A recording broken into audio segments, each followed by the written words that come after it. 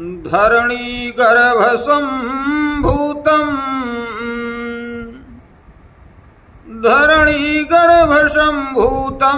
विद्युत्कान्तिसमप्रभं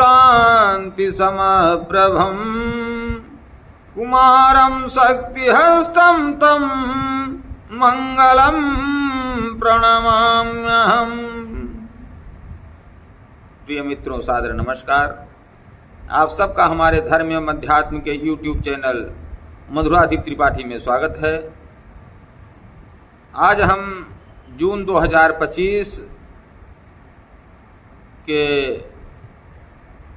Scorpio अर्थात वृश्चिक राशि के हॉरोस्कोप अर्थात कुंडली के बारे में बात करते हैं कि वृश्चिक राशि का राशिफल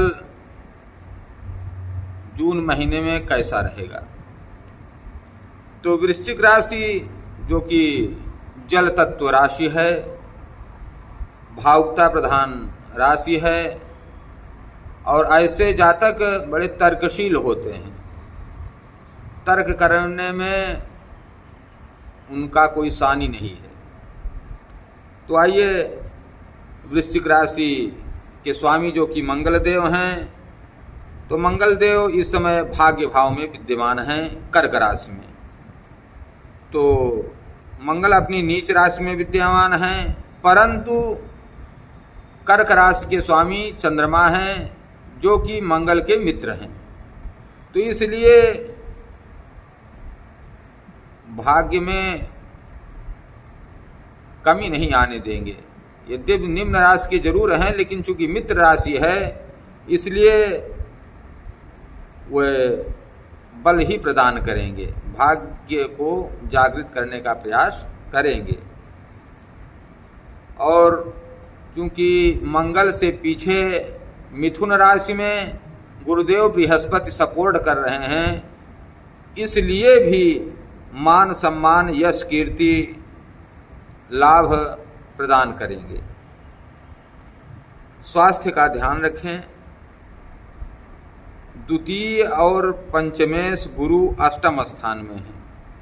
द्वितीय और पंचमेश, क्योंकि गुरु क्या है, दूसरे और पंचम भाव के मालिक होकर के अष्टम स्थान में बैठे हुए हैं। धन की प्राप्ति होगी, थोड़ा धैर्य से, थोड़ा पराक्रम से, इसलिए परिवार में मिलजुल कर रहें। गुरु की 5वीं दृष्टि द्वादश स्थान में है, खर्च स्थान में है, इसलिए शुभ कार्यों में व्यय होगा, लेकिन आलस्य का त्याग करें। शुक्र सप्तम और द्वादश भाव के स्वामी हैं, इसलिए अपने जीवन साथी के साथ समझदारी से रहें, नहीं तो वाद विवाद की स्थिति बन सकती है। सूर्य बुध सप्तम स्थान में शनि से दृष्ट हैं, इसलिए पिता से वैचारिक मतभेद रहेंगे, तो थोड़ा मैनेज करें,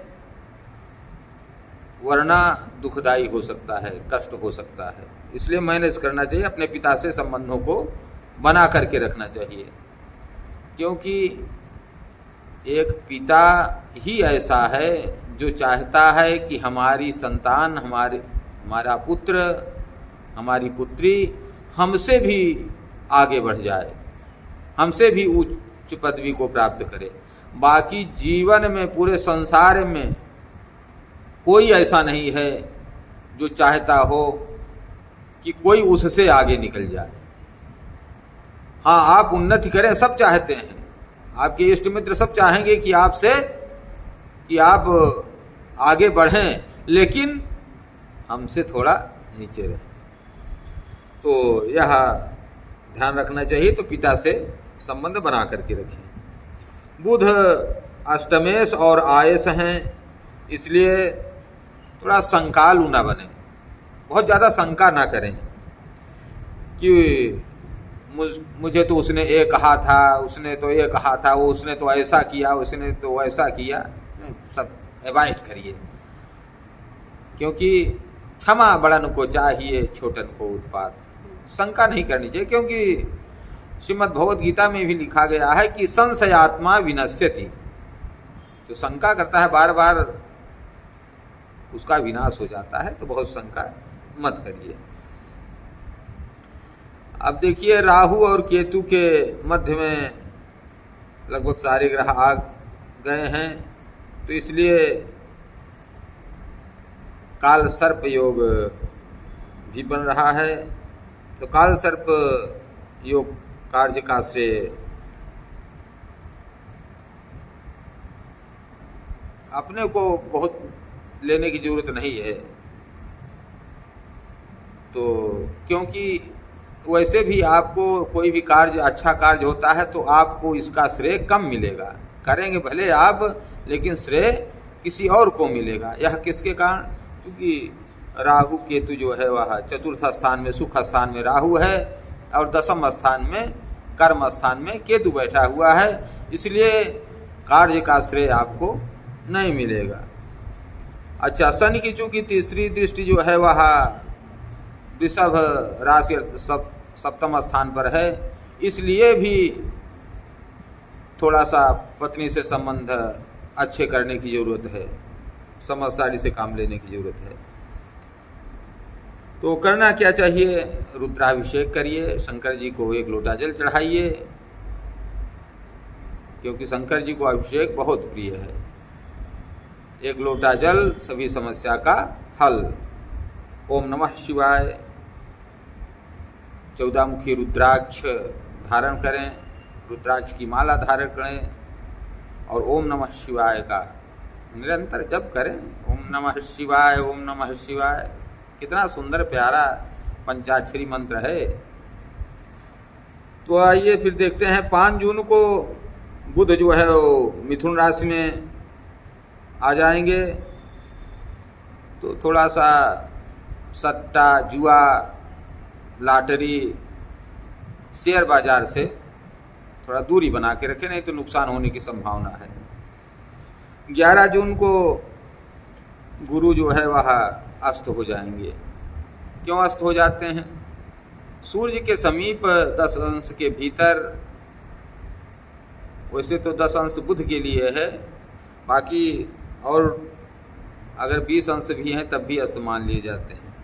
तो गुरु जो है वह 11 जून को अस्त हो जाएंगे, लेकिन थोड़ा सा संतान से दूरी भी बनाना दिखा रहे हैं। हो सकता है संतान आपसे दूर हो जाए, विदेश भी जा सकती है, कहीं पढ़ाई लिखाई, नौकरी चाकरी, किसी भी कारण से। 15 जून को सूर्य मिथुन राशि में आ रहे हैं, इसलिए यात्रा का योग है। 22 जून बुध वह कर्क राशि में जा रहे हैं, जो कि आय से होकर भाग्य में आ रहे हैं। तो आय भाव के मालिक होकर के भाग्य भाव में आ रहे हैं, यह भी अच्छा है। इनकम होगी, धन का स्रोत बना रहेगा। 25 जून को अमावस्या है, तो इस दिन दान पुण्य, पीपल में जलदान, दीपदान अवश्य करें।